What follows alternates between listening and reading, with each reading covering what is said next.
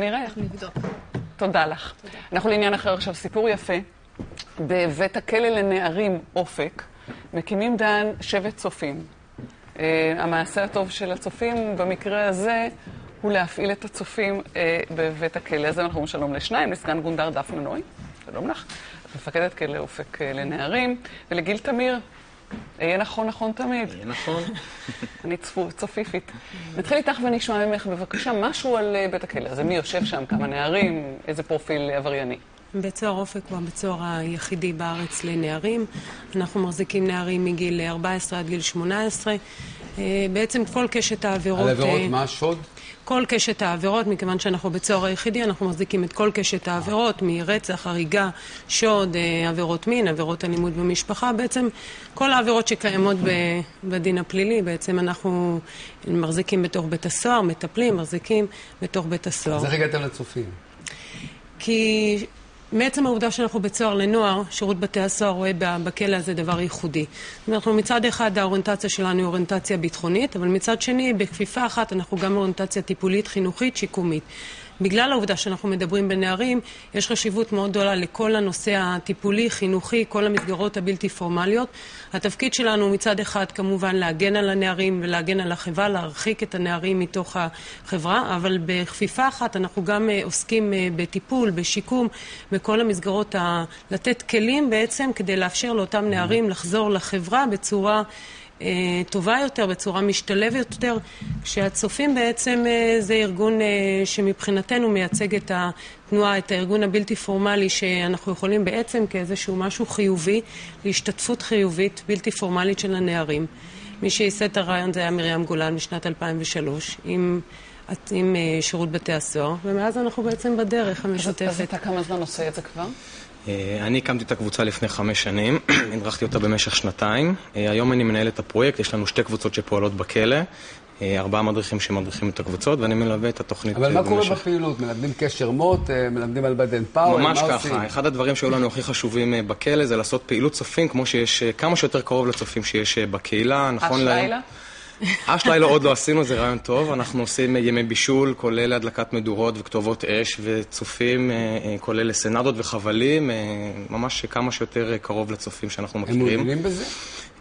הצופים הפכו, דווקא הצופים בכלא הפכו למסגרת מאוד מאוד יוקרתית. בהתחלה היה קצת יותר קשה להיכנס, הייתה חשדנות כלפינו. היום זאת מסגרת מאוד יוקרתית, והרבה מאוד מהנערים רוצים להצטרף לפעילות שלנו. גם פעילות עיונית, יושבים ועושים דיונים חברתיים? כן, אנחנו הצלחנו לפתח את הפעילות בצורה כזאת שאנחנו מקיימים גם פעילות ערכית ולא רק פעילות צופית מעשית. יש פעילויות סביב הנושא של אחריות, קבוצה, מנהיגות, מעורבות חברתית, בהחלט לפי עולם הערכים שלנו בצופים. התאמתם את הסיסמאות, למשל האסיר לא נופל ברוחו, בצר לא מצטחק? בשבילנו הם לא אסירים, הם צופיפניקים, לכל דבר אנחנו לחלוטין לא מתייחסים לרקע העבירות שלהם. אתם לא מדברים על זה בכלל? זה לא עולה? לא, זה לא רלוונטי מבחינתנו. החבר'ה האלה קיבלו את המאסר שלהם, הם נשפטו, הם לא באים להישפט אצלנו פעם שנייה. אתם יודעים עליהם אבל, על האנשים שבקבוצה מה הרקע שלהם? אם הם ישתפו אנחנו נדע, אנחנו לא חוקרים על זה. זאת אומרת, מבחינתנו... אנחנו מבחינתנו לא, מבחינתנו הם מגיעים לכלא באמת לעבור את הפעילות של הצופים. אנחנו לא יושבים ומסבירים על כל נער ונער מה וסוג העבירה שלו וכו'. זה גם לא רלוונטי למטרה של הפעילות. הם באים מתוך באמת כוונה להעביר את הפעילות עצמה, זה יכול להיות משחקים, זה יכול להיות דיון ערכי, וזה לא רלוונטי מהסוג העבירה. הם יוצאים משערי הכלא, אבל במהלך הפעילות שלהם? הם לא יוצאים מתוך שערי הכלא, אבל כל הפעילות עצמה מתקיימת בתוך בית הסוהר, כשיש כמובן גם את המימד האחר, זאת אומרת, טקסי אש וכו'. אנחנו יכולים גם במרחבים שלנו לבצע את הפעילות הזאת. יש אי נוחות מסוימת מזה שאתם בסוף הפעילות הולכים הביתה, והם נשארים שם? אני לא חשבתי על זה אף פעם. מי שהגיע לשם כנראה שיש סיבה שהוא נמצא שם בגללה. אני לא הרגשתי נוחות. האי-נוחות היא דווקא בכניסה. זה לא פשוט להיכנס לכלא, כל השערים שנטרקים מאחורה. גם היום כשאני מגיע לשם אחרי 5 שנים, זה גורם לאי-נוחות. זה לא פשוט לראות נערים בתוך כלא, למרות העבירות שלהם. מי אתה? אתה מדריך מקצועי? אני עובד סוציאלי בתנועת הצופים, אני מנהל מחלקה שאחראית על שילוב של בני נוער בסיכון בתנועת הצופים.